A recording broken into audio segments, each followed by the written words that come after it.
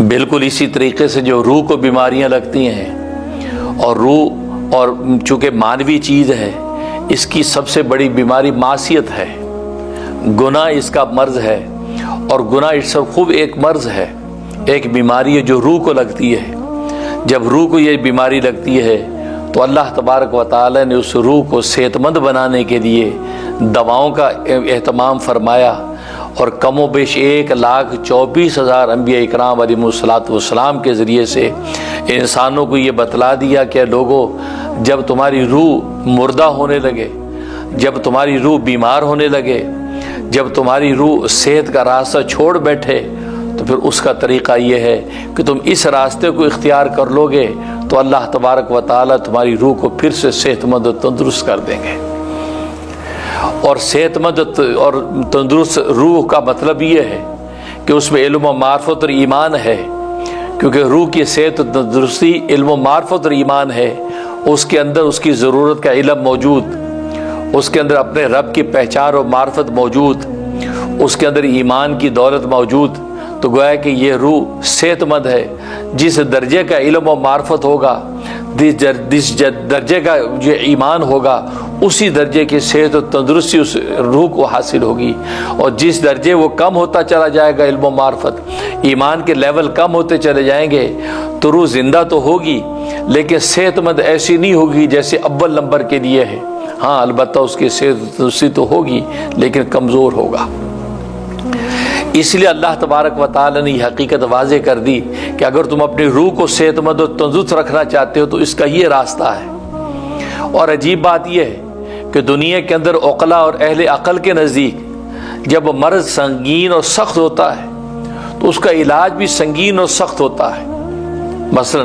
خدا نخواستہ کسی شخص کو کینسر کا مرض لاحق ہو گیا تو کینسر کا علاج بھی اسی درجے سخت اور مہنگا ہے۔ اگر کسی کو معمولی نزلہ زکام ہو گیا تو اس کا علاج بھی اسی درجے آسان اور سادہ اور سستا ہے۔ تو عقلاء کے نزدیک سخت ترین اور سنگین ترین امراض کا علاج بھی سخت ترین ہے، لیکن عجیب بات یہ ہے کہ اللہ تبارک و تعالی جب روحانی امراض کا علاج بتلانے لگتے ہیں تو سخت ترین امراض کا علاج آسان ترین بتلاتے ہیں،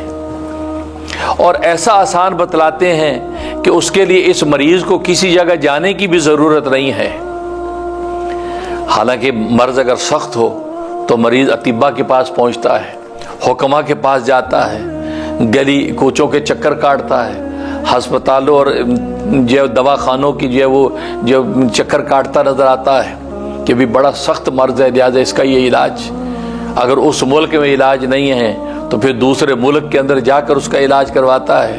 لاکھوں روپے خرچ کرتا ہے صحت کو حاصل کرنے کے لیے، کیونکہ مرض چونکہ سنگین اور سخت ہے لہذا علاج بھی اس کا سخت کہ گھر بیٹھے اس کا علاج ممکن نہیں ہے۔ لیکن اگر معمولی سا مرض ہے نزلہ زکام تو گھر میں انسان جو جوشاندہ جو وہ گرم کر کے وہ پی لیتا ہے، جو معمولی سی دوا کھا لیتا ہے تو گھر میں اس کا علاج ہو جاتا ہے۔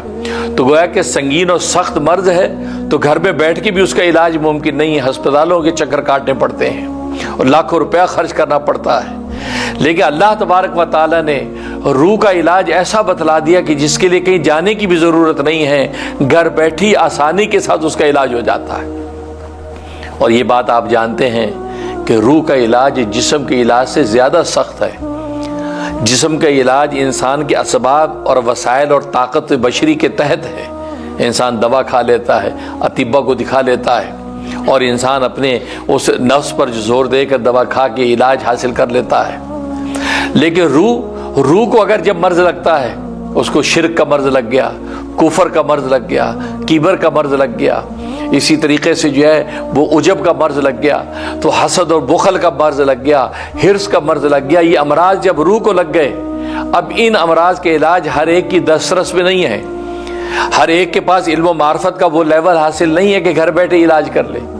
ہر ایک کے پاس ایمان و یقین کا وہ مقام اور توکل کا وہ منزل نہیں ہے کہ وہ گھر بیٹھے اس کا علاج کر لے، بلکہ اس کے لیے اس کو ادھر ادھر بھاگنا پڑتا ہے، فکر مند ہونا پڑتا ہے کہ بھئی ان روحانی امراض کے علاج کیسے کروں، یہ تو میری ہیبٹ اور عادت بن گئے ہیں، حسد اور بخل میری عادت بن گئے ہیں، اور عادت سے چھوٹنا آسان نہیں ہے۔ اس لیے تو کہتے ہیں کہ بچپن کی عادت 55 تک نہیں چھوٹتی ہے، تو گویا کہ جو عادت اتنے عرصے انسان کے وجود کے اندر پکی ہو جاتی ہے، اس عادت کا چھوٹنا آسان نہیں ہے۔